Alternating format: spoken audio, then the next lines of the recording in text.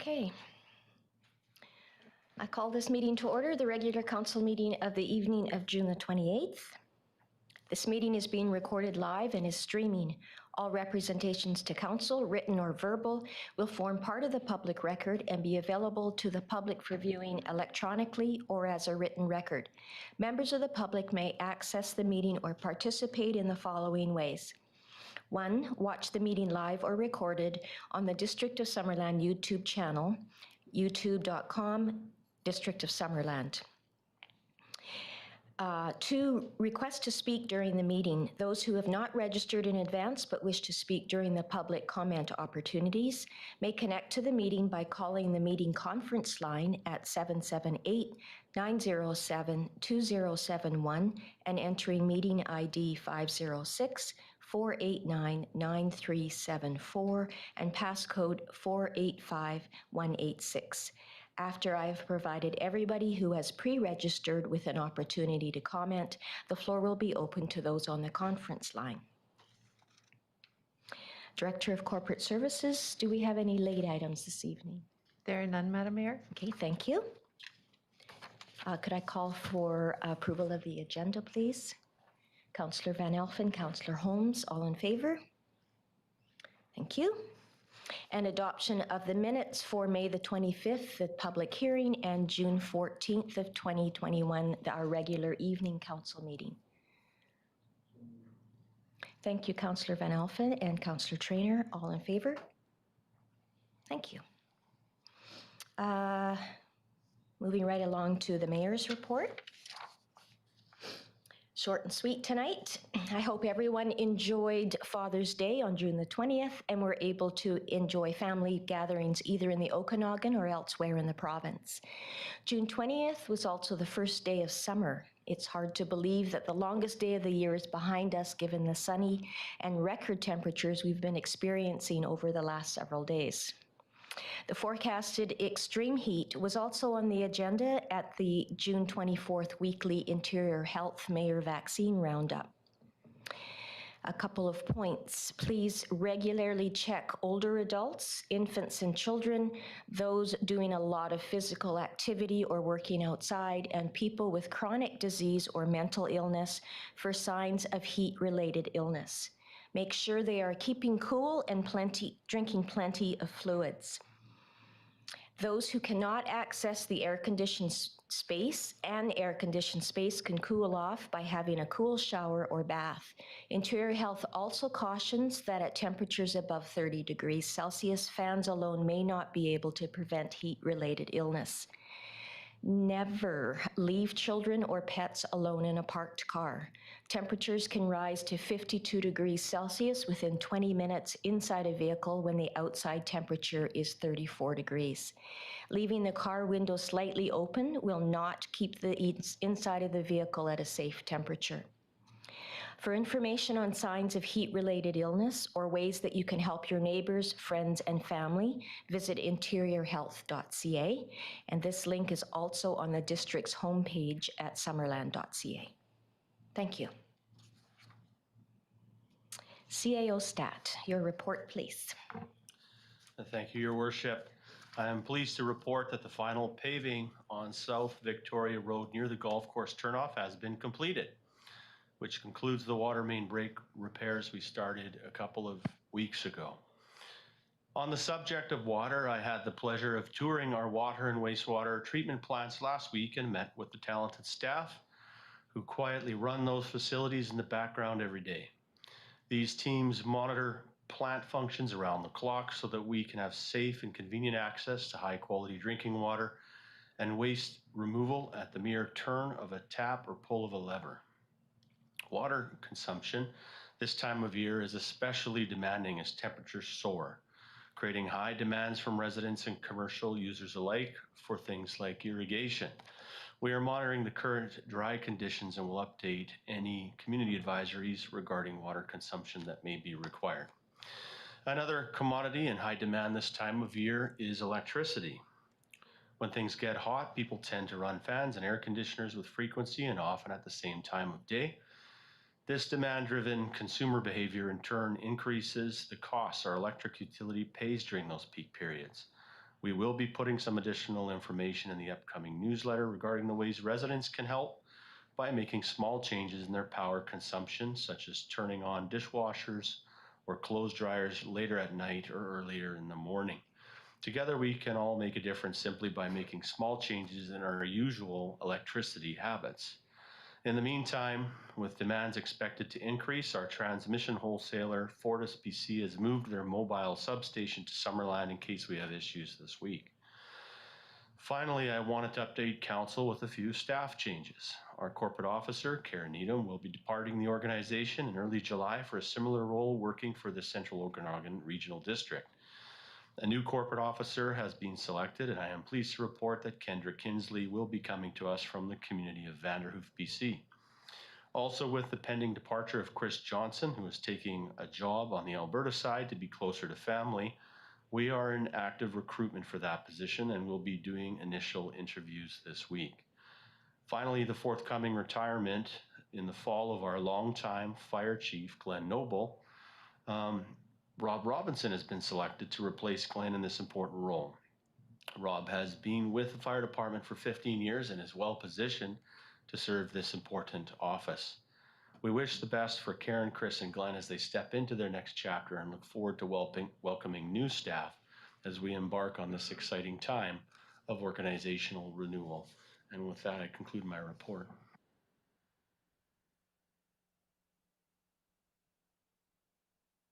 Thank you. Public comment opportunity. Is there anybody wanting to speak? No. Okay, thank you. So we'll move right on to the development reports. We have 3 development variance permits tonight, beginning with 6609 Nixon Road, DVP 21-013. And Alex is going to be presenting all 3 of these tonight.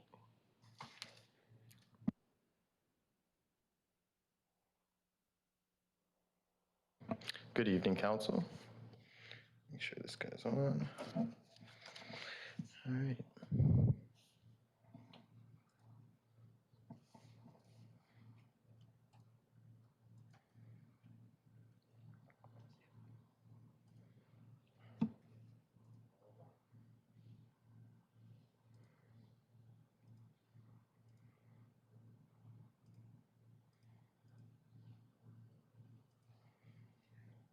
Sweet. Alrighty. So the district has received an application for variance at 6609 Nixon Road. The applicant proposes to vary the minimum lot depth requirement outlined in the zoning bylaw in order to facilitate a 2-lot panhandle subdivision at 6609 Nixon Road. An application for subdivision of the property was received on February 23rd of 2021. At the time of the application, it was identified that a reduction of the minimum lot depth would be required in order to facilitate the subdivision. The zoning designation of the subject parcel is RSD2, residential large lot. The subject property is designated as low-density residential in the district's official community plan. Directing growth to these residential areas with existing services is an efficient and cost-effective way for the municipality to develop while allowing for a pattern and density that supports transit, cycling, and walking as viable alternatives to the private automobile. The District of Summerland seeks to increase densities in areas designated low-density residential from 4 units per hectare up to 22 units per hectare to more efficiently use serviced lands and increase transit potential. These goals are derived from the district's urban growth strategy, which provides direction as to where new growth and density should occur within Summerland.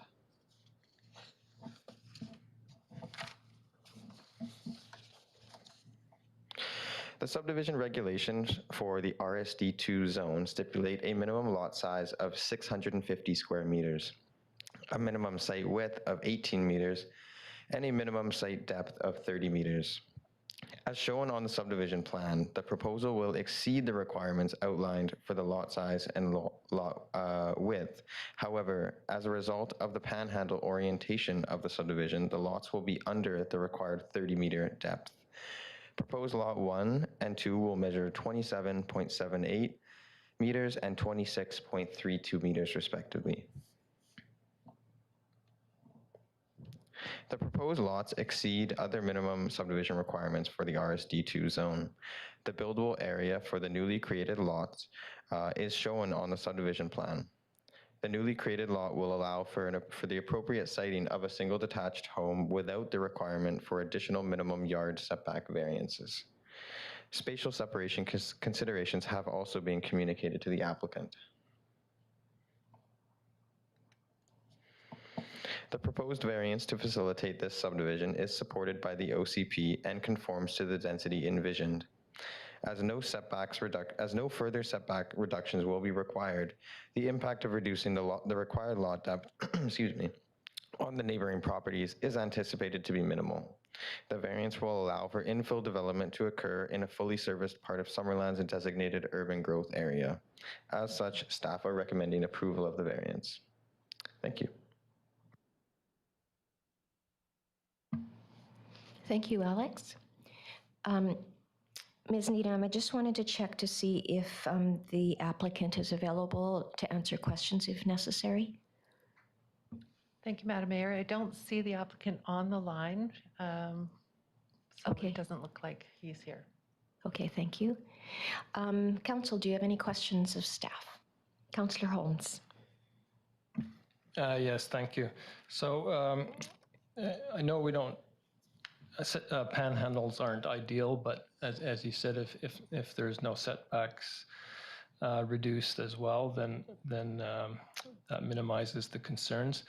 So I'm just wondering how in the future do we ensure that no variant applications to vary the setbacks come to us, once they start building or deciding to build? Yeah, so through the chair. So in the report, I echo the same thing I had said about there being no need to reduce the setbacks to facilitate a home being constructed there.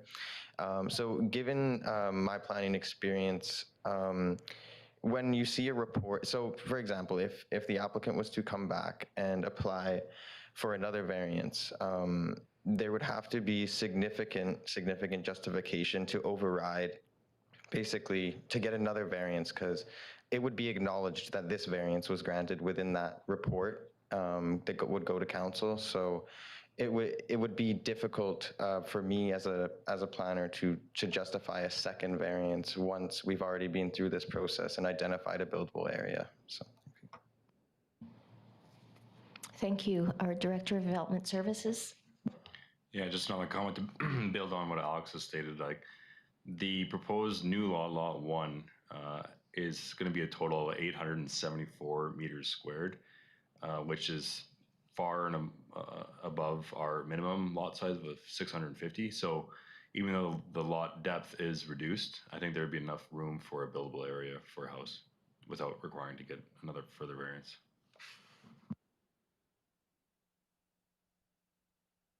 Okay. Any other questions? Councillor Traynor. Alex, can you remind me, are neighbors told about this at all, the people that live around them? And did we get any feedback? I haven't seen any, but. So through the chair, yeah, so absolutely, neighbors in a 60-meter radius around the subject parcel were notified via mail. I had one conversation with a neighbor, just curious about the application, but no, I don't believe we received any letters of correspondence with respect to this application.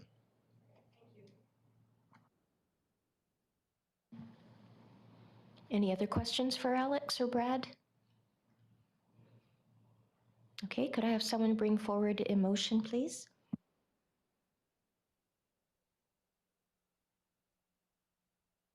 Councillor Van Elfen.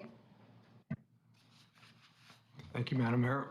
That council authorize assurance of development variance permit DVP 21-013 for property located at 6609 Nixon Road, legally described as Lot A, District Lot 508. A Soyuz Division EL District Plan KAP 3441, and that a variance to the following sections of zoning bylaw 2000-450 be granted. Minimum lot depth section 10.3.1 26.4C to vary the minimum lot depth requirement to facilitate a subdivision from 30 meters permitted to 26.32 meters proposed. Thank you, Councillor Van Elfen. Seconder, Councillor Carlson, thank you. Any further discussion? I'll call the question. All in favor? Any opposed? That carries. Thank you. Alex, on to 9.2, development variance permit for 7500 Hilborn Street, DVP 21-016.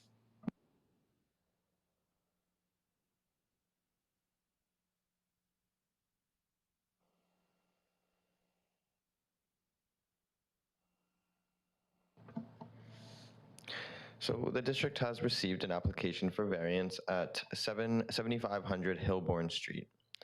The applicant proposes to construct an agricultural building to support farming practices on his property. The proposed building site is an existing parking area and is already disturbed and a non-productive agricultural area on the property. The applicant is requesting a variance to the zoning bylaws minimum side interior setback requirement in order to facilitate the proposed building placement. In the OCP, the future land use designation of the subject property is agricultural, and it is zoned A1 agricultural small acreage. These land uses are consistent with neighboring properties. It should be noted the property is located within the agricultural land reserve. Though no approval is required, a referral was submitted to the Agricultural Land Commission and a response was received. They noted that there is a cedar hedgerow along the northern property boundary where the setback reduction is being proposed. For this reason, staff did not object to the issuance of the DVP. The proposed building is sought to store farming equipment as well as provide an area for general maintenance. A significant portion of the property is used as a vineyard, which is preferred not to be disturbed to construct this building. The property is also has an existing dwelling and attached garage. The applicant is requesting a variance to section 8.1.6A3 to reduce the minimum required side interior setback for accessory buildings from 4 meters to 0.6 meters. This setback relaxation would allow the property owner to construct the agricultural building adjacent to the existing residential use, while maintaining a reasonable building separation and access lane to the rear yard and vineyard to aid farming practices. The intent of setbacks within the agricultural zone is to provide physical separation and to reduce potential conflict with adjacent uses. The surrounding area along Hilborn Street and Andrew Avenue is predominantly residential and agricultural, and the proposed building will be consistent in form and character with other buildings in the area.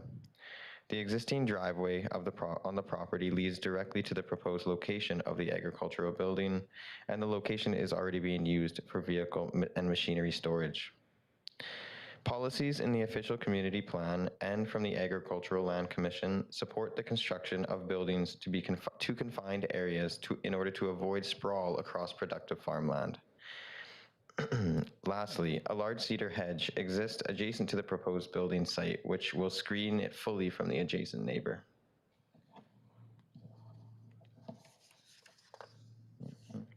From staff's perspective, the siting of the garage is in the least impactful spot with respect to the existing agricultural use on the property. Several adjacent landowners have submitted letters of support regarding the proposed variance.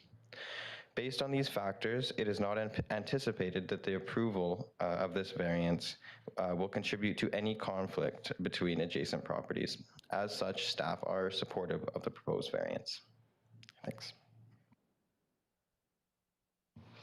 Thank you, Alex.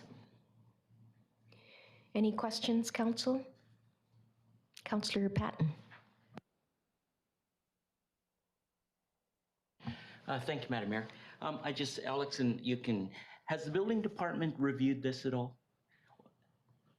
So through the chair, at this point, they have not done a thorough review of the proposed building. Okay, because the owner should be aware that being that close to property line, it's going to have to be a rated wall. They're going to lose half their overhang because it can't be within 18 inches. So I think that the building department, the owners should have some discussion as they move forward with this, because it could be quite expensive. So I guess more of a comment than anything. Thank you. Yeah, just respond to that comment. Yeah, I think that we would have circulated to our building department in our internal referral. That's probably what Alex is looking right for right now. I would have put any comments they had, significant comments, in the report, and I'm not seeing.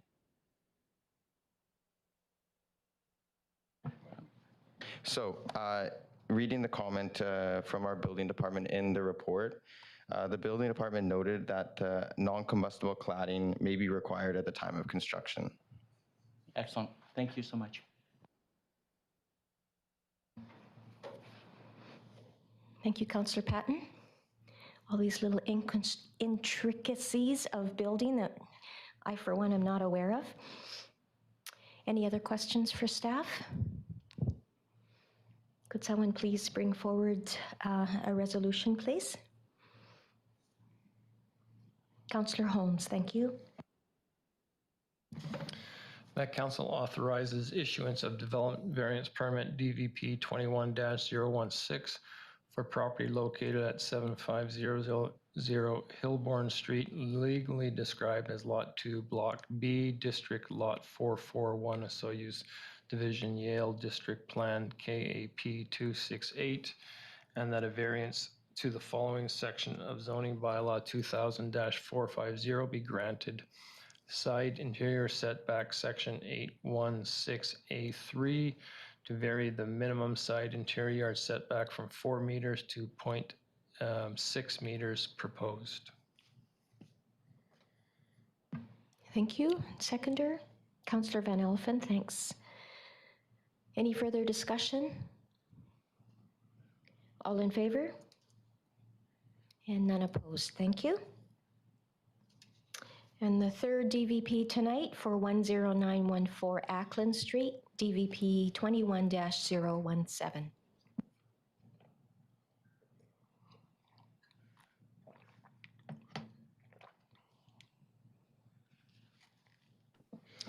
All right, so the district has received an application for variance at 10914 Ackland Street. The subject property is a residential lot near downtown Summerland.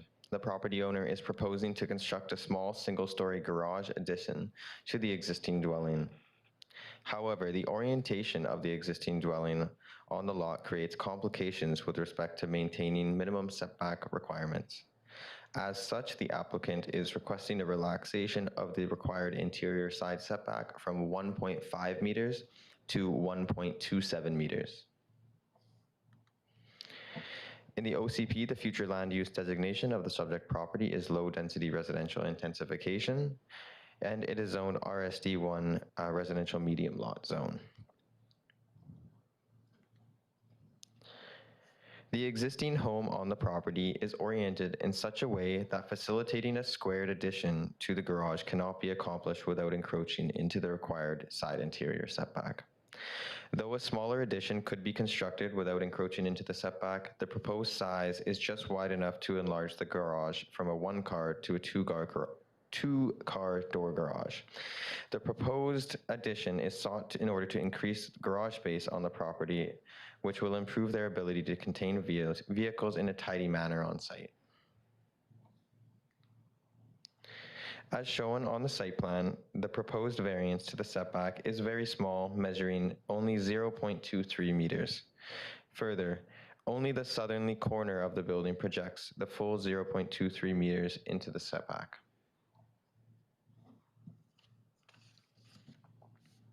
While reducing setbacks on residential properties is seldom encouraged as it can disrupt from the form and character of a neighborhood, the variance proposed is small and not anticipated to negatively impact the streetscape or have severe impacts to the adjacent lot. Further, it will improve the owner's ability to store vehicles in a tidy manner on the property. As such, staff recommend approval of the proposed side setback variance. Thanks. Thank you. Any questions on this one? Could someone bring forward a resolution, please? Councillor Patton, thank you. That council authorize issuance of development variance permit DVP 21-017 for property located at 10914 Ackland Street, legally described as Lot 2, District Lot 474, Osoyoos Division, Yale District Plan KAP 8416. And that a variance to the following sections of zoning bylaw 2000-450 be granted. Side interior setbacks, section 10.1, 6A3, to vary the minimum side interior yard setback from 1.5 meters to 1.27 meters proposed. Thank you. Seconder, Councillor Carlson. Any further discussion? I'll call the question. All in favor? And none opposed. Thank you. There we go. Now we'll move on to item 12, notice of motion. I will pass the floor over to Councillor Traynor.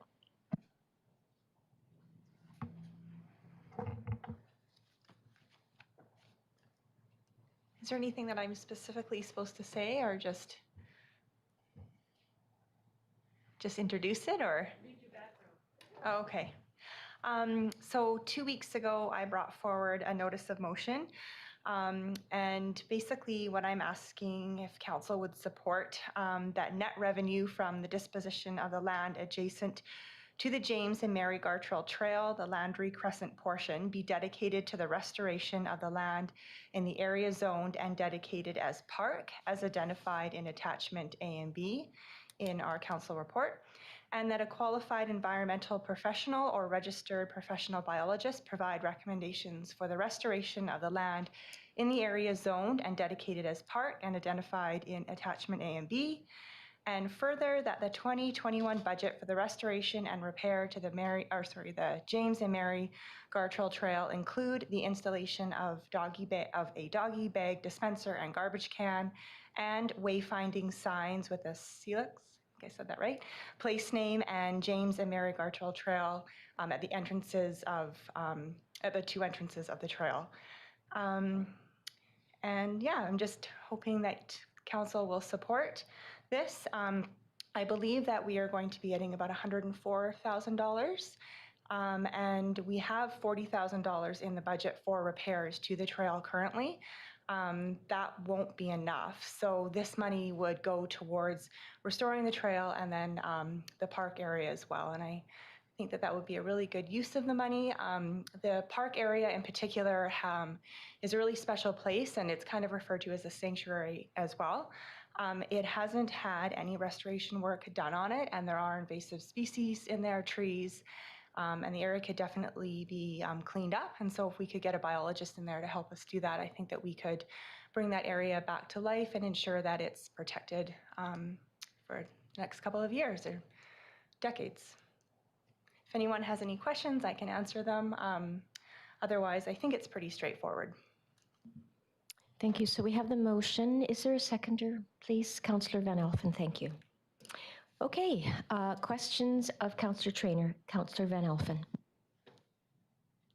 Thank you, Madam Mayor. I don't know if it's a question, but I had the opportunity to go down there with Councillor Traynor, and I thank her for inviting me to come for a walk through there. At that time, one of the residents approached us as we were standing out in the street having a discussion, and one of the concerns was, yes, the installation of the doggy bag dispensers, but also to keep it a on-leash area, because once the trail has been restored, so to speak, right now a lot of people come and they let their dog go, and they end up on the people's yards and decks and what have you. So, they're just asking that people keep their dogs on the leash. And because of the, as Councillor Traynor calls it, and rightfully so, the sanctuary, dogs should be on leash. It's a really special area. There's a lot of birds nesting in there, a lot of waterfowl and what have you. And, certain dogs are going to disrupt that, and they should be kept on leash, I think. So if that could be added, thank you. Okay, so you're suggesting signage that is close to the doggy dispenser. Yeah. Sounds like a good idea. Councillor Carlson. I don't think you'll have the answer to this question, but perhaps someone from staff will. When you look at the map and you see the picture of the park, it's only a small portion of the actual treed area that is still remaining along the water. I believe there are some great concerns that lakefront property remains a publicly accessible, nice place to walk and also to swim and to be. My understanding is that there's a development proposal and project on the upland of the right-of-way and of the trail. I would like to know how many docks will be allowed and how do we make sure that it's not 25 or 50 or a maximum number that will fit in that piece of property.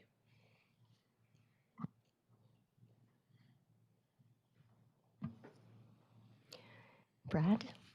Sure, I'll take a crack at answering that one through the chair to Councillor Carlson.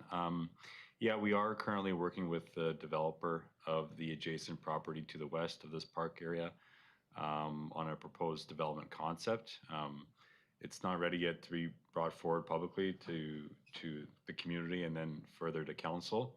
But there has been talk about this specific area in close proximity to the park, and the desire as well on behalf of the developer to protect it. And so that's a positive sign, first of all, with regards to that specific area. Like, the level of protection is still to be determined, but that's something that has been discussed. With regards to docks, that's still, I think, open to, I think, a proposal from the developer. There's no real determination as to the number of docks that will be required for this development. Thank you. Just to follow up then, what kind of influence can I understand that the province allows docks and issues the permits for docks. What kind of influence does council have, and how can we make sure that that area is protected and that the number of docks is minimized? Through the chair again, we do have zoning over top of the water up to the 100-meter mark. We have 3 different types of water use zones within our zoning bylaw. Depending on the type of zoning in place there, and I can try to pull it up my GIS quickly, but it can either allow for single use or single family residential docks, or it climbs up to a water use zone 2, which has more intensive uses for water use, such as a marina. I'm pretty sure in this area it is the water zone 1, although I do have to confirm that here, which only allows single residential use docks. Although I will have to confirm that for council. And we can't, I just want to know, I guess, if we can impact that. If it's already been given, can we change it before all the docks get built? Or is this something that we're going to have to come to terms with the fact that there will be docks between Illahee and where there currently is a protected district piece of parkland? I'm just going to interject here. I think that this discussion is better for when the matter actually comes to the table. There will be opportunity to discuss it at this point. Right now, the motion on the table is to put the money from the sale, the disposition of that land, into the Gartrell Trail. I don't mean to sound like I'm shutting you down. It's just that there will be an opportunity to have a real strong discussion once that has been presented to us in council chambers. Thank you. I think that it's important that the residents of Trout Creek understand we're not talking about the entire sanctuary. We're talking about a small piece of land that the district owns, similar to when we were talking about disposal of a piece of property, and everyone thought that the sanctuary was going to disappear overnight because the district was selling a piece of the Lakeshore Trail. I think it just needs to be, we need to have a more holistic approach to these things, and so I have to bring it forward tonight, and we don't have to have any further discussion on it, but it does need to be on the radar that there is future development that will be happening there, and I believe the people of Trout Creek and the people who use that need to be aware of that. Thank you. Related to that, Brad, perhaps you could remind us of when the developer was looking at having an open house. I think it's already passed, actually. And that was the at least the first opportunity for the residents of Trout Creek or the residents in that area or residents of Summerland to have a look at the proposal. Is that correct? It's half correct, if I can clarify. The submissions that we do have currently that we're processing to come forward to council is for a temporary sales center to be located on the property, and there was a public information held on June 14th, specifically to the placement of a temporary sales center on the property. However, the actual development concept and plan hasn't been brought forward for public consideration yet. Okay, thank you. Thanks for that reminder. Councillor Holmes. Yeah, thank you. So I was just wondering, this may be a question for staff, that of the work that's being proposed in the motion here, is that kind of restoration work already in any plans, the trail master plan or any work plans going forward? And if so, where would it be on the priority list compared to work on other trails? I don't know if anybody knows that.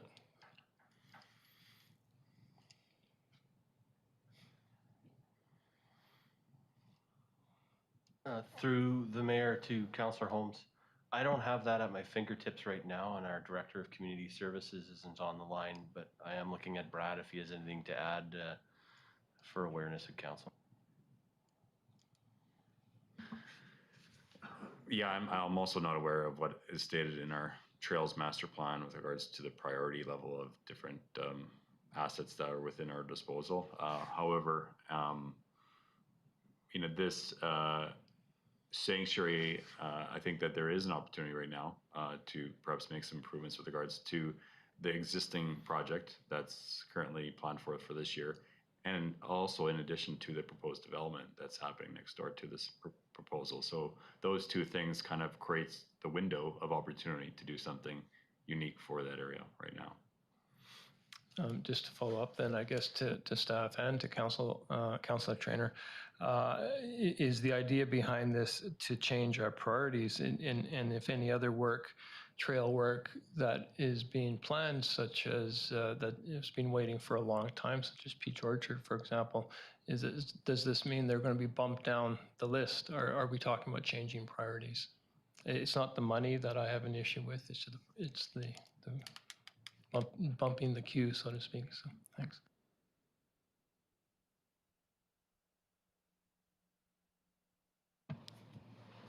I guess that would be a question for Works and Infrastructure, because they're the ones that would be doing this work.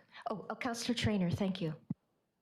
The CAO can correct me if I'm wrong, but I believe that restoration work was needed on the trail anyway because of the flooding damage that was done in 2017 and then again in 2018. So I believe that work was already in the plan, and we have money in the budget for that, 40,000, which is not, I don't think, enough to do the work. And so my thinking around the sanctuary is that if we're already doing restoration work there, that if it wasn't too much work, and I don't think it is, the sanctuary is not in bad condition at all. I just was thinking more of doing an assessment of it to see where we're at, and if there were any obvious invasive species that needed to come out, pull those out, and plant some new trees if we needed to. That's kind of what I was thinking. So I was just in my mind, I was like, well, maybe we could piggyback on top of the restoration work for the trail that was already planned, but I by no means want to jump the queue or anything like that. I just wanted to make sure that the money from this sale was returned to the area for work. Graham? Thank you, Your Worship. So, and thank you for the clarity, Councillor Trainer. Yes, our understanding of this motion as it's read is to take the portion of the money that would have otherwise been directed without specific allocation to the land sale reserve and then to sort of earmark it for our trail improvement activities at this spot, which currently are identified as a priority of council for the trails plan and improvement in that area because of the flooding that occurred. So initial reports are that probably the $40,000 won't be sufficient for the trail restoration that is going to need to be made. So it is good if these monies are identified. The other thing I'll say is I have been down personally with the Director of Infrastructure and Works, toured the site, had a conversation, and there is significant impact from human footprint in the sanctuary area that does require some restoration that would seem to be, could be coordinated at this time with our activities in this area. And it is our view through some initial conversations that probably the sanctuary work itself could be supported by volunteer work of some groups that do support these issues, and in fact could be a relatively low cost item. The specific answer to Councillor Holmes' question through the mayor is no, it wouldn't be our intent to change overall priorities of trail work, as this is currently identified in their existing priorities for trail work at this time. Great. Councillor Barkwell. Thank you, Madam Mayor. I do remember we were given a heads up that the $40,000 that was previously allocated for restoration of the trail in that area wasn't going to be enough. We don't know how much more we need, but so it would seem appropriate that the funds from that area be used in that area, but still the numbers are kind of vague.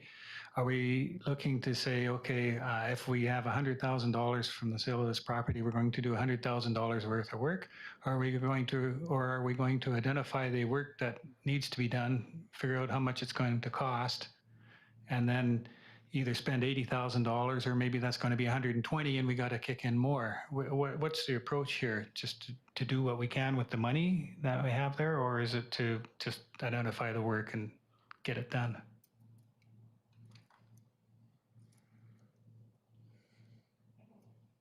I guess in my mind, identify what work needs to be done. First of all, to restoring the trail so that people can continue to walk along it, because right now it is a bit of a mess. And then also talking to a registered biologist and finding out what kind of options we would have in the sanctuary, and then seeing what that would cost. But I mean, I don't want to like spend lots of money on this or anything. I just wanted, within reason. And Graham, our CAO, had mentioned that the trail restoration work will likely use up a lot of that, but certainly not, go over. I wouldn't want to go over.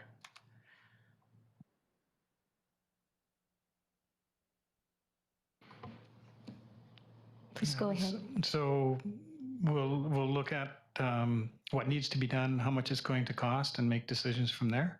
Is that the approach? Through the mayor. So it's a fair question. I guess it's one of those situations where we just don't know what we don't know in terms of the cost of the existing trail repairs. We know it's going to be more than $40,000. I imagine there could be different scenarios here. So, we could have a situation where it's going to cost $80,000 more to restore the trail itself, given there's going to need to be some shoring up and some other works there, which would leave, let's say hypothetically $20,000 of this money that would be necessary in order to restore the sanctuary. It's possible that a further council conversation could need to happen on a possible budget amendment. We were heading that way anyways, in the sense that we already knew that the $40,000 currently allocated wasn't going to be sufficient. So way I think Councillor Trainer's framed it is a good way in that, you know, we have to gather the information to understand the extent of the trail work that currently is. We're midstream on that. And the overall intent of this motion is to say, if there's dollars left from the net sale of the net revenue from the sale of land, let's also try to do some work in the sanctuary area that would be substantive and meaningful in a way to restore that area at the same time as those two pieces are effectively linked, the trail itself and the sanctuary area, unless I'm misconstruing your motion, Councillor Trainer. Yeah, no, that's exactly what I was thinking. Like I said, my premise is just to keep the money that we earn from that sale, because normally I wouldn't have supported selling public land along the lakeshore, but in this case, I considered that because they were such small parcels of land, and because the area was already disturbed, I reasoned that we could use the money from that sale to help improve the public access that we do have along there and the little park that we do have. And I thought that that would be beneficial to the entire community. So that's kind of where I was coming from. But by no means, I don't want to go over budget or anything like that. And I think it would be reasonable for us to get the numbers back on the restoration work and then also some numbers around doing any kind of restoration in the sanctuary itself before we make a final decision.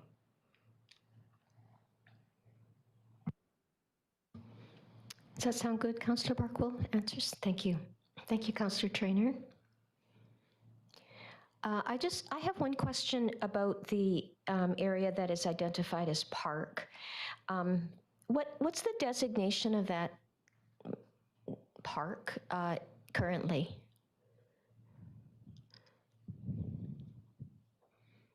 I can answer that. So it was a parcel of land that was dedicated to the district as park in the registration of the Landry Crescent subdivision, the original subdivision. I think originally it was an outfall for agricultural irrigation, and because of the natural and riparian type elements of it, it was recognized as part of that process that it should be protected, and therefore it was included as their parkland dedication requirements of the subdivision at the time. Good, thank you. All right, any other questions on the motion that's on the floor? Councillor Trainer. Just one follow-up question to our CAO again. So would council then see the forthcoming plans for the trail work and then a rough budget for what restoration in the park could look like? Through the mayor, and thank you for your question. Yeah, that is the existing plan. In fact, we owe a report to council on when and if in the near future we get that estimate, and we have been working with a company to provide that estimate. So that was supposed to come back to council anyway on the existing trail work associated with this, and so we'd be able to report back at that time to council on the estimates. Okay, thank you very much. Okay, I'll go. Councillor Holmes.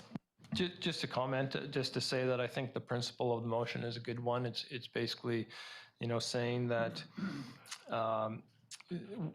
work needs to be done in this area, and as a council, we can't really say we don't have the money to do the work when we've just sold off some property in the same vicinity for $100,000 that we can put it to good use. So I'm in favor of it. Thanks. All right, I'll call the question. All in favor? Any opposed? That carries unanimously. Thank you, Councillor Trainer.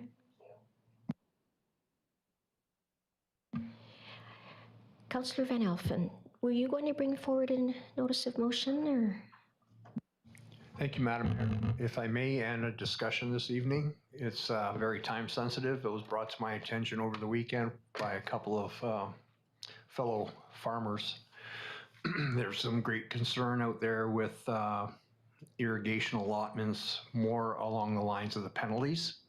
And people are very concerned with this unprecedented heat wave that we're going through,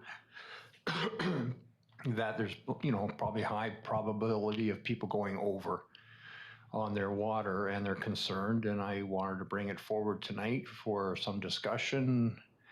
I know we've had these discussions in the past, that the penalties aren't something that's written in stone. It depends on the year and what kind of climate that we're in. And this is a year that I think that we should possibly look at waiving these penalties to give the farmers some confidence that, that they're not going to be penalized at the end of the year. So I said I would bring it forward, and here it is tonight, and look forward to some discussion, I guess. Thank you.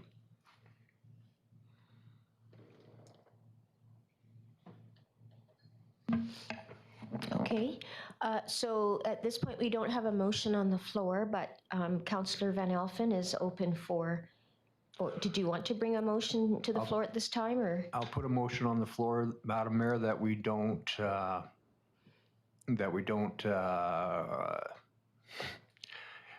give out the penalties this year on. Apply penalties? Apply penalties this year. Thank you, Madam Mayor.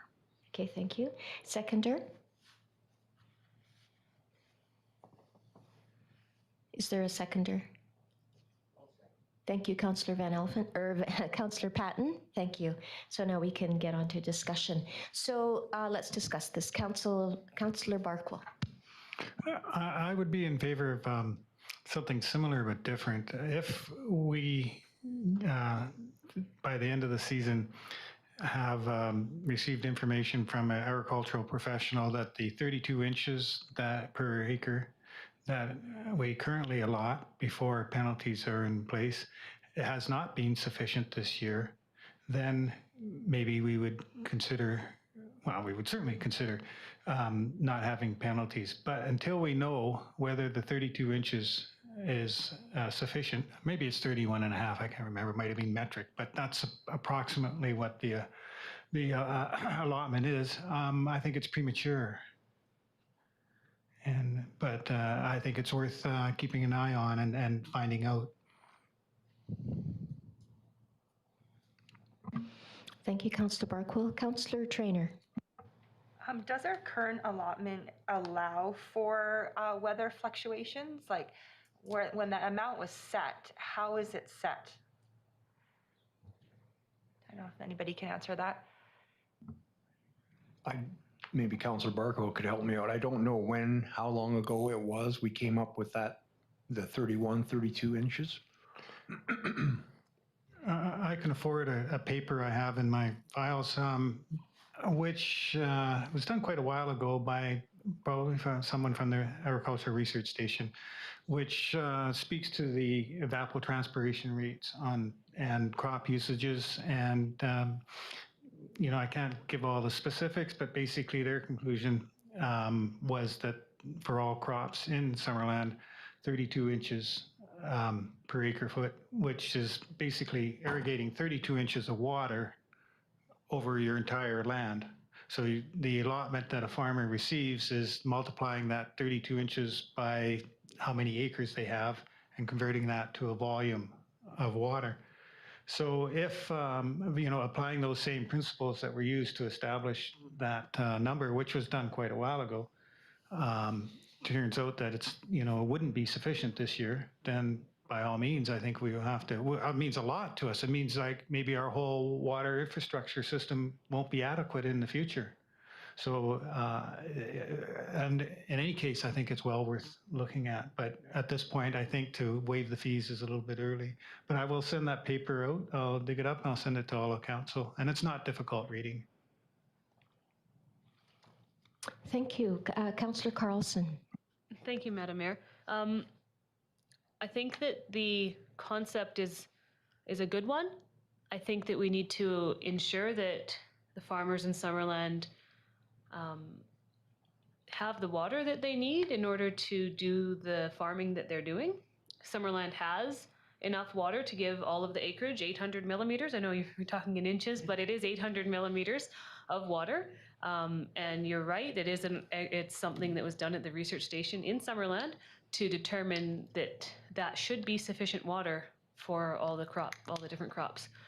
There are specific millimeters per crop that were done at the time, and maybe they will do an update. Maybe it's worth getting some in touch with the folks who are doing that work now.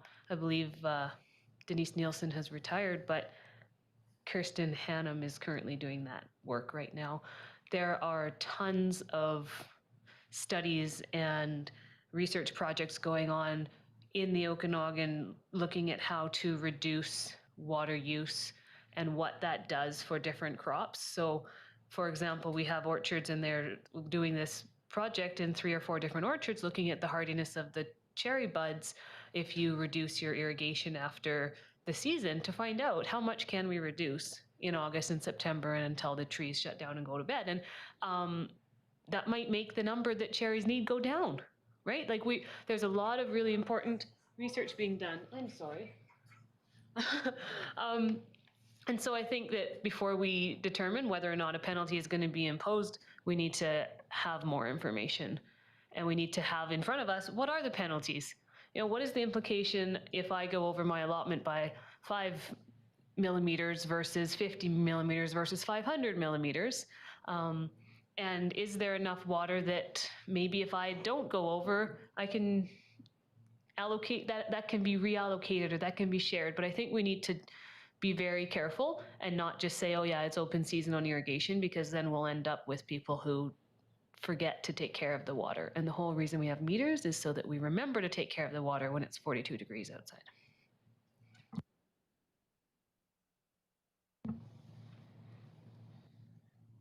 Thank you, Councillor Carlson. Councillor Van Elfen. Thank you, Madam Mayor, and very well said, thank you. And I don't disagree with you at all. I think it's high time that we reevaluate the allotments.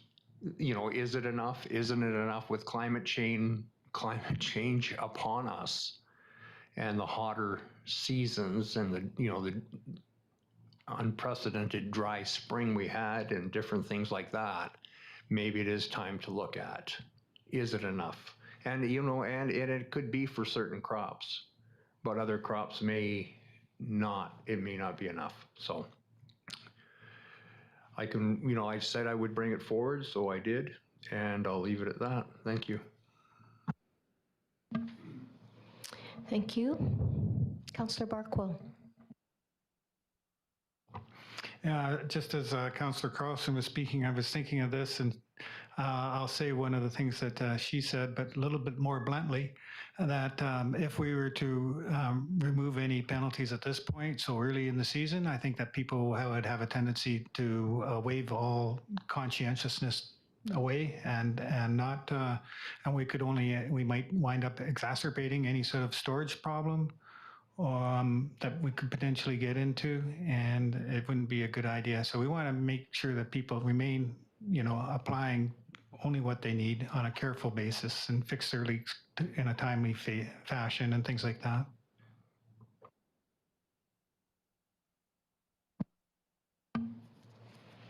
Councillor Carlson. I have an idea. I think we can shift this from the an issue at a municipal level and perhaps talk to the Ministry of Agriculture. They have industry specialists in all different industries that are represented here in Summerland, and I think that engaging to find out what kind of tools does the province have and how are they disseminating that information to their growers and to the producers, and are there incentive programs to upgrade irrigation systems and things like that. I think it would be maybe more valuable at this time to actually push that educational component that I believe we've talked about. We've never been able to do that as a district because we're not all agricultural professionals. We don't have a head farmer in the district of Summerland, but the province has a lot of really smart, well-paid people who are doing a lot of work directly one-on-one with farmers. They know who the farmers are. They have their email addresses. They have their phone numbers. I think that if it's not too much to ask, perhaps we can push that in that direction and see if they might be willing to engage in a conversation about water management on farms.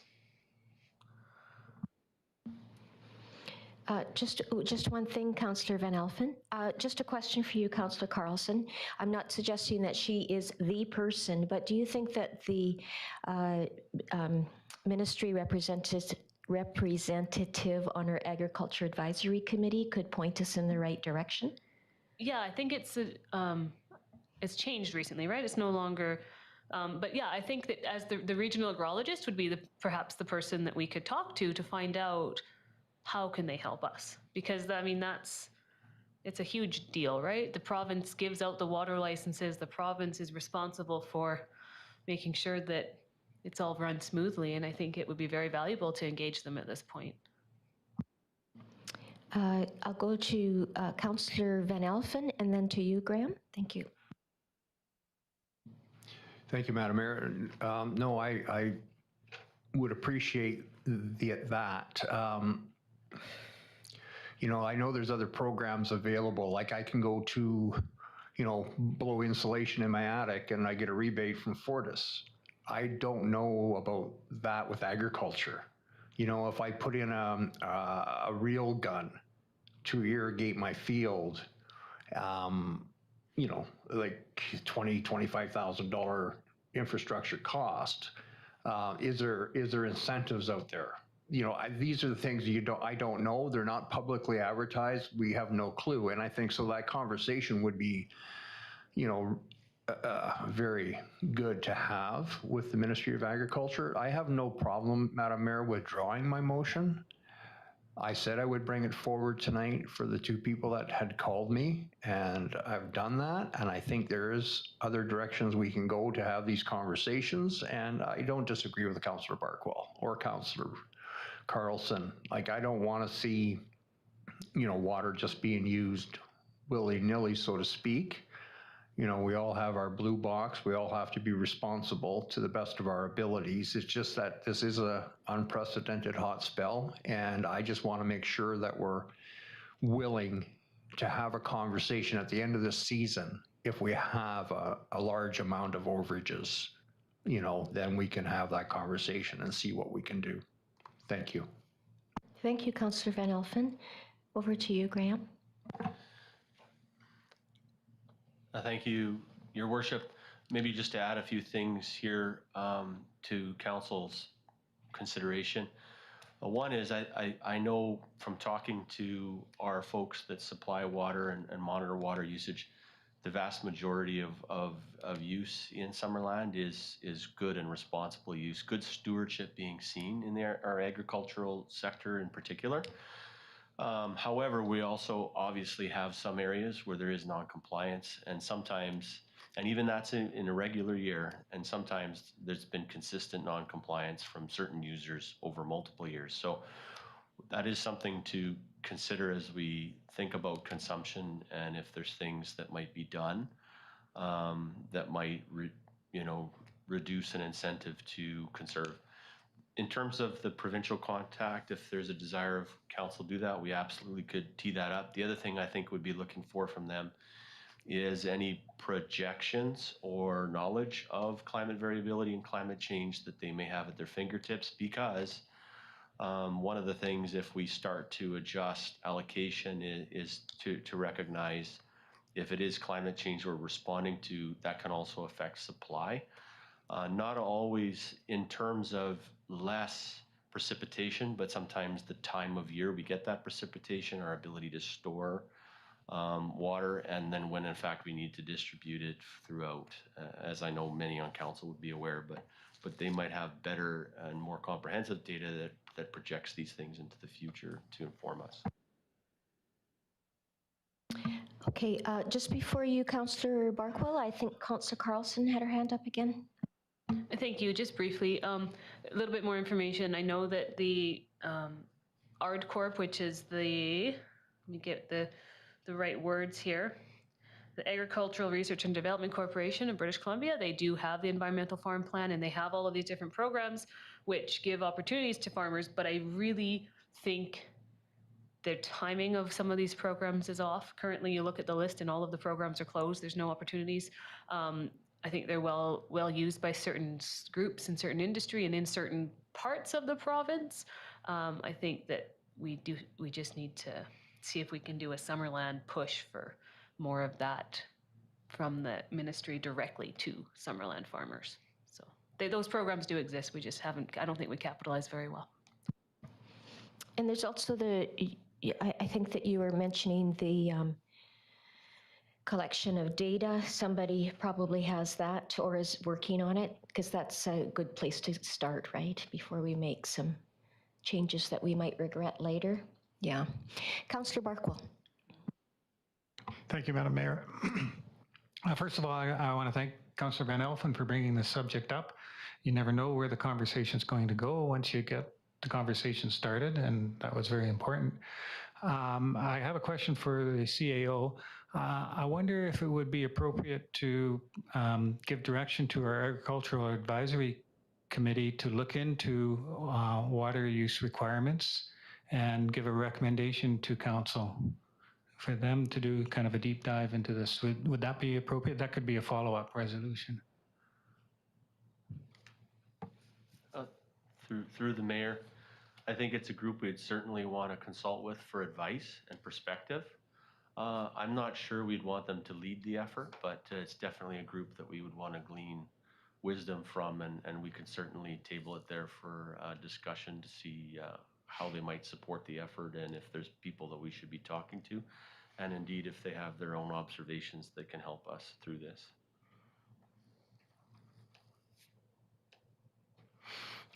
So what specifically would you recommend as far as next steps here? I think whatever it is, it's going to involve staff time. I don't know which staff. Summer holidays are here, but we sort of know what I think we have an understanding what we want to do, and I sort of look to you sort of as a recommendation about how we, go about getting that and accomplishing that. Thank you, and through the mayor to Councillor Barkwell. Great question. I was just wondering that myself, digesting it. Let me turn it around and ask. No, I won't do that. I was envisioning actually first of all finding the right contacts with the province to have an initial conversation, explore the issue, see the data, understand what advice they actually have for us, and then bring that back to council, because I think it's always better to have that information of council, and after council has some initial consideration of that and may, determine what some options are to go forward, we would then take that into the Agricultural Advisory Committee to perhaps ground truth, test some of those ideas, and spitball a little bit and get that advice, which subsequently would ultimately come back to council with that advice. That's kind of the routing that I would see, but certainly, welcome any different perspective if council think there's a better way to do that. Councillor Van Elfen. Thank you, Madam Mayor. Councillor Carlson had mentioned something earlier that is so true, is that there's certain sectors in our agricultural community that use a lot less water than others. And I'm probably one of the high consumers of water when it comes to a forage crop. But if we look at our water allotment as the district, we wouldn't be over. We would never be over, because you got your grape growers, you've got your cherry producers, you've got different farmers that use less water than, let's say, a forage crop. But if you average it all out over the year, we would never be over on our allotment here in the district of Summerland. Sure, there's the odd one. Some possibly abuse, some mismanagement, but as a whole, we don't go over. So, that's one positive thing, but I think we could use a deeper dive in some of the different segments in our agricultural community that, maybe the allocation today isn't quite enough that it was once upon a time, and I think it's something that needs to be looked at. So, thank you.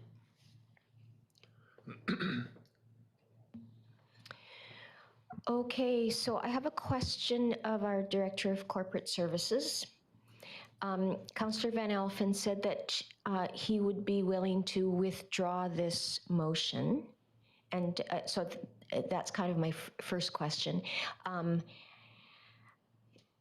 Because it's already on the floor and it's kind of owned by all of us, what's the process for that to happen? Thank you, Madam Mayor. Because it is on the floor, Councillor Van Elfen can request of council that he would like to withdraw the motion, and as long as it's a unanimous vote of council, then that's fine. If someone does not want to see that happen, then you will have to vote on the motion. Okay, that's clear. Okay, Councillor Van Elfen? I have no problem, Madam Mayor, withdrawing the motion. Maybe the motion should be changed that we do some investigating into. Yes, so if we can withdraw the motion because it's already on the floor, and then I'll go to you again to come up with another motion that is more accurate to what you'd like to see. Thank you, Madam Mayor. I'd like to withdraw the motion that I brought forward earlier. Thank you. Council? Show of hands, if you're okay with that. Okay, excellent. So that is done. And now back to you, Councillor. That's all I have to do, right? Yeah. Perfect. Thank you, Council. Councillor Van Elfen. Thank you, Madam Mayor, that put a motion on the floor that we investigate the water allotments and engage the agricultural professionals to help us with that. Can somebody want to help me wordsmith this? Thank you. I'm sorry. Councillor Carlson, would you like to add to that? Yeah, I think that we need to have some conversations with the Ministry of Agriculture regarding water allocation, water use per sector, and educating resources to help educate Summerland's farming population. And possibly opportunities for incentives. Grants, so to speak, Madam Mayor. I'm wondering too if there should be something in there that speaks to the changing climate. This probably isn't a one-off thing. No, and I think this is all stems from the severe conditions we're going through today and the climate change we're in today also, you know. That's definitely what this is, this conversation is being driven by. Mm-hmm. Councillor Carlson? Yeah, just one more thought on that. Again, the province in the last, I think it's been complete for a few years now, but they've done a climate adaptation in agriculture, a whole province-wide process looking at how different sectors and how the farming industry may need to adapt and what is changing. And so I think that part of it is also, it exists already, and so we need to get that information out to those people who may not have been able to participate in that, who may not know what the results are, who may not have the tools to actually implement some of these adaptation strategies. Okay, I'm going to go to Karen. She's been madly typing away to read what you've come up with. Thank you, Madam Mayor. So I'll read what I have and feel free to add or detract. So that council be directed to engage with the Ministry of Agriculture regarding water allocation and use in the District of Summerland and include information on climate impacts, education opportunities, and incentives. That's exactly what I thought. I think that's exactly what you did say, Councillor Van Elfen. I'll second that. Okay, seconded by Councillor Carlson. Thank you, Karen. Further discussion? Councillor Traynor. Currently, when a farmer is about to go over their amount or they're getting close, what is the process again? Do they get a warning, or how does that work? And then also, Councillor Van Elpen can probably answer this. Can farmers see where they're at throughout the season? And how do they do that again? Thank you for the question. Yes, absolutely. There's a letter sent out at the beginning of the irrigation season with your blue box number. and you can punch that number into the computer and it'll tell you what your consumption is per month. You know, like June will probably come out about first week of July, second week of July, I'll know my June numbers. And that's how it goes. And yeah, you'll know per month what your consumption is. So it's definitely a great tool that our finance department came up with to help us, you know, to watch our consumption rates. But you know, when you get weather like this, it's you know, you got to make some pretty serious business decisions to just shut it off and don't go, you know, go over, or do you just keep on going and hope for the best? You know, pray for rain, I guess. But no, there is tools out there for us to monitor. Okay, so just to follow up then, so come the end of, I guess, June, because we're almost there, farmers would have a warning. Like we would start to see a trend this summer if everybody's, you know, peaking sooner than they normally would. Okay, that's good to know. So. And there'll be notifications. I believe that our finance department does give out, you know, early warnings, like you're getting close, you know, type situation. You know, keep an eye on it. You may be going over. So I mean, they're being really fair about it.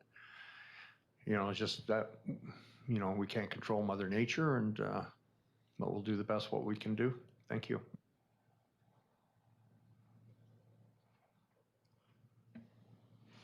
Okay, anything further on this?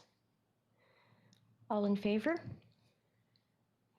Any opposed? Carries unanimously. Thank you, Councillor Van Alphen, and thank you, Councillor Carlson, for bringing forward that that solution. It was, you know, great minds. That's excellent. Thank you. Okay, we are on to information items. There are 6 pieces of correspondence under 13.1. Is there anything that folks would like to bring forward? Councillor Holmes. Yeah, thank you. Just a comment really on the response letter from the Attorney General. I just want to say I was kind of disappointed that after stressing that our motion wasn't about homelessness in Penticton, the motion didn't even mention homelessness in Penticton, that his response was all about homelessness in Penticton, and he didn't address the concern of invoking paramountcy over municipal zoning, which was the point of our motion. So I didn't see the letter that was sent out. So I don't, to the minister, our letter. So I don't know if there was a misunderstanding or if he was just avoiding the issue. But I just want to say it's disappointing that there was no reference about our concerns of undermining local democracy. So just want to mention that. Thank you. Thank you, Councillor Holmes. Is there anything else? Okay, I would like to bring forward the item under correspondence, item D, a letter that came June the 17th from Peter Julian, who is an MP for New Westminster Burnaby. He is seeking municipality endorsement. My assumption is this went to councils across Canada. What he is asking for is our endorsement as a council of his House of Commons motion M84, anti-hate crimes and incidents, and his private members' legislation, which has received first reading on banning symbols of hate, and that's Bill C-313.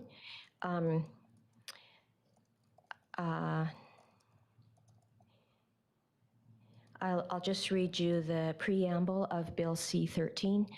Whereas Parliament recognizes the importance of preventing all forms of hatred or violence against any group that is distinguished by color, race, religion, national or ethnic origin, age, sex, sexual orientation, gender identity or expression, or mental or physical disability. Whereas Parliament acknowledges past atrocities and violence committed against such groups by persons or organizations whose symbols, emblems, flags, and uniforms continue to this day to be used to promote or incite hatred and violence against these groups.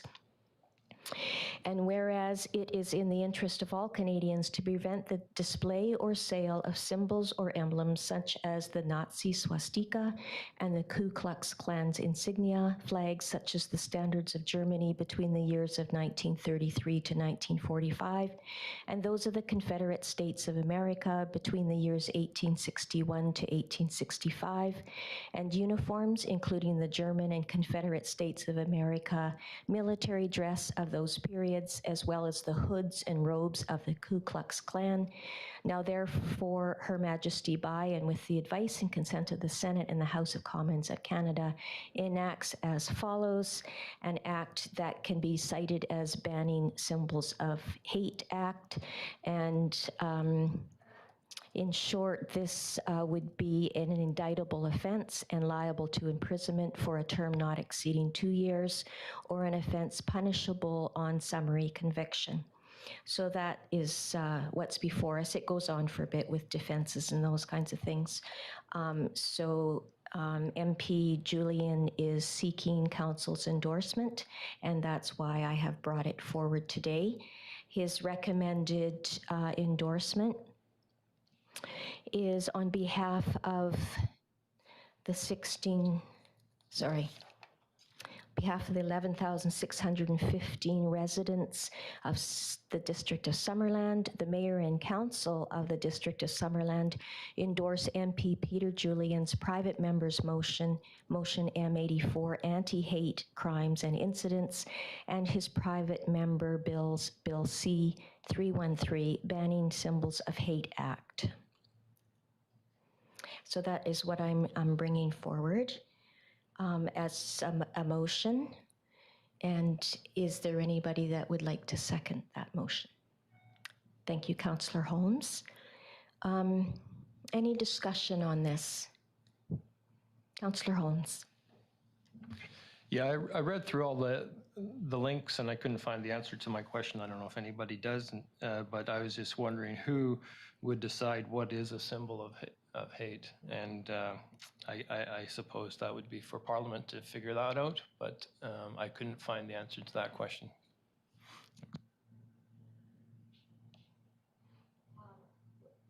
I'm not sure who actually decides that other than what it shows in the bill itself. It seems to be primarily the Nazi swastika, so the swastika of the Nazi Party of Germany just before and then through the war of the Second World War, and the Confederate States of America. So that would be the what people refer to as the Confederate flag for those time periods. And then it talks about the dress as well. I'm not sure if this bill is restricted to those symbols of hate or if it includes other things. That's all that I can see in this particular bill.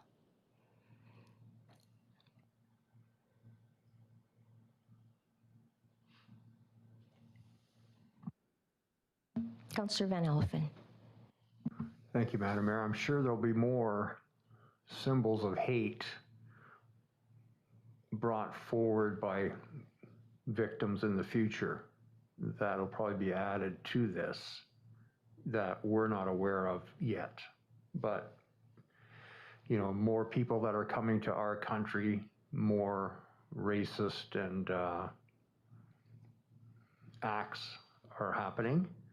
And sometimes we may not know what those symbols are yet, but hopefully the victims will be able to tell us that in the future, and we can add this to the list of unacceptable behavior. And thank you.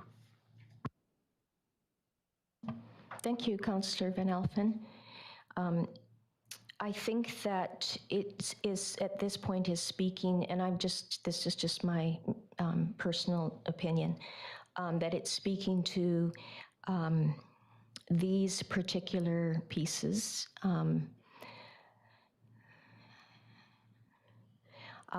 because these are the symbols that are often carried by white nationalist groups, and they're fairly readily identified as symbols of hate with those groups, including the Canadian Proud Boys.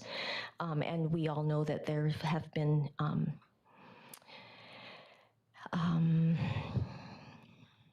I can't remember what the term is. Anti-terrorism, I guess, for the Proud Boys, and there's other groups that have recently been added to that. So that's the only reason that I can think of, that there are these two particular emblems and their dresses, because this is something that we regularly see depicted as white nationalist, what they carry as their marching and things. Anyone else? I'll call the question. All in favor of supporting this, endorsing? Thank you. And I don't see anyone not in favor of it. So thank you very much, Council. I appreciate that. Okay. Our US report is there. Councillor Holmes, can I ask you to speak to a couple of the things that are in that report? There's a couple of things that are of particular interest to Summerland. Or am I thinking of the last report? The one that speaks about the increase in the number of ambulance attendants? That's in this report? And yeah, and there was one other thing that I was talking to our CAO about as well. If you could highlight those couple of things that are of particular interest to Summerland residents. I think I have the, Madam Mayor, I think I have the other item listed. Just for your recollection, it was to do with the contribution towards Okanagan Nation Alliance. The perpetual slide. Perpetual slide. Right. Yeah. Good. Thank you. Councillor Holmes? Yeah, in fact, Thank you. I think it'd be even worth inviting the BC Emergency Health Services to present to us someday to explain the changes that are happening here in Summerland, because it's pretty interesting. It's basically starting in November. They're changing their staffing model across the province, and starting this summer, they're piloting it on Vancouver Island, but then it'll be rolled out everywhere in the province in November. And so we will be having, starting in November, 24/7 ambulance coverage out of the ambulance station here in Summerland. So right now, the way it works is there's 2 full-time paramedics just working during the week, so they don't cover evenings and weekends. It's just on other paramedics are on standby to cover those. So come November, we'll have 8 full-time salaried paramedics based here in Summerland, covering 24/7. And they'll have an extra half car. That's what they call an ambulance, is a car. So, right now there's 1 car permanently in for Summerland. They'll have I don't know how you have half a car, but they'll have another half car in Summerland as well come November. So it's a real increase in service. And I think that's reflected just the response, the number of responses that have been, the increased responses from Summerland it's needed. So it's other rural areas in the RDS weren't as happy. The Similkaming aren't getting nearly the boost that we are, but certainly for Summerland, it's a really big boost in service. So. And you wanted me to speak to the perpetual slide, or yeah? So this was funding that was given out last year to the South Okanagan from from the conservation fund, which we pay into and to the ONA for the Trail Creek Restoration Project. And they made a presentation to us here at one point, if you remember what they were planning. But and we were part of the steering committee. I think our director of works is on that steering committee. And of course, it's really hard to talk about restoring fish habitat in the lower reach of Trail Creek without addressing the perpetual slide as well, because there's no point in restoring the habitat if you're just going to get this mud coming down at you all the time. So, and I'm sure ICO can fill us in on our side, but they asked for an extension for the funding to be able to accommodate how do you deal with the slide, because that wasn't in their original thinking when they first came to apply for the funding. But since working with them, they've realized that, well, we can't ignore it. We need to deal with the slide at the same time. And so they came to us asking for an extension for the funding and to reallocate some of the funding to do a cost-benefit analysis of two different slide mitigation options that they'll be looking at. So that was approved, and so I think that's, you know, it's a really win-win for us and the OANA. So. Good, thank you for that, Councillor Holmes. Councillor Barkwell. Thank you, Madam Mayor. For Councillor Holmes, did they speak on when they talked about changing the ambulance service around, on the response times and whether they've been going down, going up, or, you know, did they talk about that at all? So if they have, well, they always have attendance on 2 at a time, so, and 24/7. So if there's 8 people and there's 2 on, they do an 8-hour shift, then the next 2 come on, and that's like 6 out of the 8. And they take days off and such, and only 2 others that to cover these other times. It doesn't seem like that'd be enough coverage, huh? Well, this is why I suggest we invite them to come present to us. Yeah. I mean, you know, you present it as an improvement, but I don't know, are we getting an improvement, or is there going to be, I don't know, how's it going to work? I'm sure there's an answer, because, I mean, a lot of people have spent a lot of time probably figuring out their schedules, but on the face of it, you have to wonder. Councillor Barkwell, I'm going to defer to Councillor Traynor. She also attended that meeting, and she may be able to add some clarification. Well, actually, my next door neighbor is a paramedic, and he works in Kelowna, but he has worked in Summerland before, and they work 12-hour shifts. They do 4 days on, 3 days off.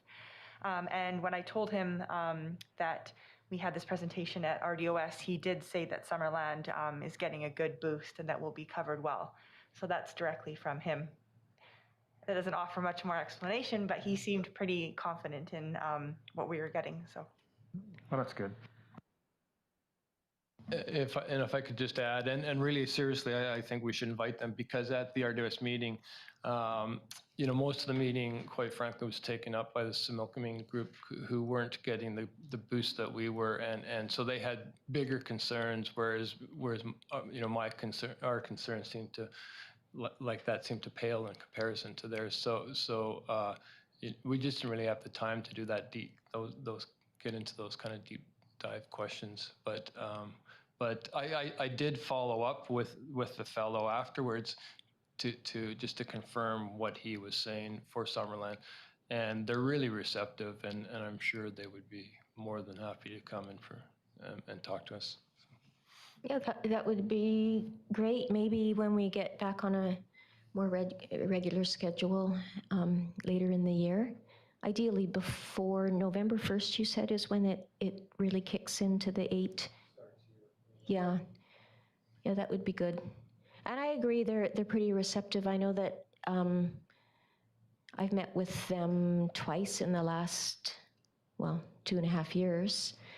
So I bet they're pretty happy here in Summerland that they're going to get some, you know, a significant boost to their person power. Councillor Holmes again. Yeah, and I guess I can add that, one of the problem in rural areas, including Summerland, like we had 16 casual paramedics here in Summerland working on standby, so they weren't permanent full-time positions. And they'll be able to apply for full-time positions. So what was happening in rural areas, you had all these standby casual workers, and you couldn't, they couldn't make a living being a paramedic. And so they were losing people, and they couldn't get people into rural areas. And so that's why they created this new staffing model to try to reduce the number of casuals and increase the number of permanent employees. So that's kind of what drove all this. Great. So some note-taking went on over in the, thank you. Councillor Van Alphen. Thank you, Madam Mayor. I know our local fire department assists quite a bit with the ambulance service, helping them, bring someone downstairs and things like that to help with the ambulance service. And yeah, on a personal note, I had a really nice ride in their car. That was great. They're super people. All right. Okay, so we're through the 13.1 information items on to 13.2, Community Climate Action Advisory Committee minutes for May 11th, 2021. Councillor Barkwell, I think you're on that committee, right? Are you're on the climate action? Yes, but I wasn't able to attend the last meeting. Okay. So if there's anything that seems completely questionable, please let me know now. Otherwise, if someone could bring forward to receive that for information, I guess. Just hang on a second. Oh, just a minute now. I have a whole list of committee and commission minutes. I'm not sure why. That's old, I guess.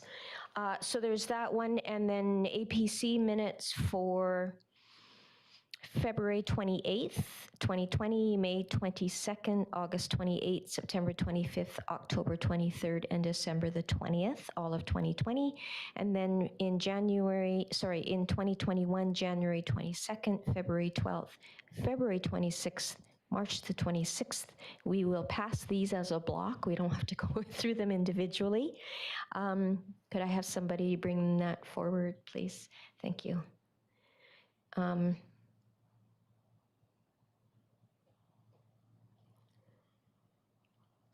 at a loss here. Do we just receive this for information? Yes. Okay, seconder for that? Councillor Carlson? All in favor? Thank you. And I guess we should do the same for the correspondence. Receive for information, Councillor Van Alphen and Councillor Holmes, all in favor? Thank you. Okay, council reports. Let's start with Councillor Van Alphen. Not too much to report, Madam Mayor. Just they had the second farmers market here in downtown Summerland on Sunday. Very well attended, and I think it as products and produce become more readily available, as cherries and peaches and things come online, I think you'll see it grow. And yeah, no, it's nice to see people. Heard lots of great comments from people. Oh, it's so nice that you guys are down here, and just people are, I think, happy to be out and about.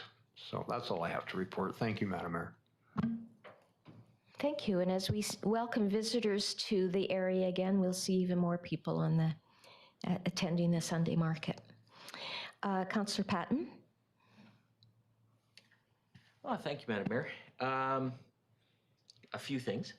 The June 19th was the first season run of the KVR train, and Julia Belmonte has been offered the position of business manager at KVR, so there's a new business manager there. And then on June 23rd, CO Stat and I met with the chamber president and the board at Dirty Laundry, and found the meeting very productive, very informative, and want to thank Dirty Laundry for their great hospitality. It was very nice. And also our Development Improvement Committee. We had a meeting a week and a half ago, and there was some very good discussion in regards to the bylaw changes, the bylaw and fee changes, and upcoming step code. And so it was a very good meeting. And yeah, so it was a little busy for the last 2 weeks, but it was a lot of fun. So thank you. Thank you, Councillor Van Elfen. And Councillor Patton. I have Councillor Van Elfen on the brain because I wanted to thank you for going there as my alternate to the development process improvement. So thank you again for that. I have Councillor Barkle next. Thank you, Madam Mayor. I was just looking at my calendar and I haven't attended any meetings in the last 2 weeks, so I'm good. Lucky you. Councillor Carlson. I also have nothing to report. You haven't been busy at all, though, have you? I'm sorry that I was late. No. It's been busy. We're going to begin cherry harvest on Thursday. I know there's some Summerland farmers that have begun their cherry harvest already. So, yeah, should be good. Wow. As long as the labor shows up. Yes. Councillor Traynor. Nothing to report tonight. Thank you. And Councillor Holmes. No report. Great. Okay, thank you. Another fantastic opportunity for the public or media to comment. No one there. All right. Could I ask someone to bring forward adjournment, please? Councillor Van Elfen and Councillor Carlson, all in favor?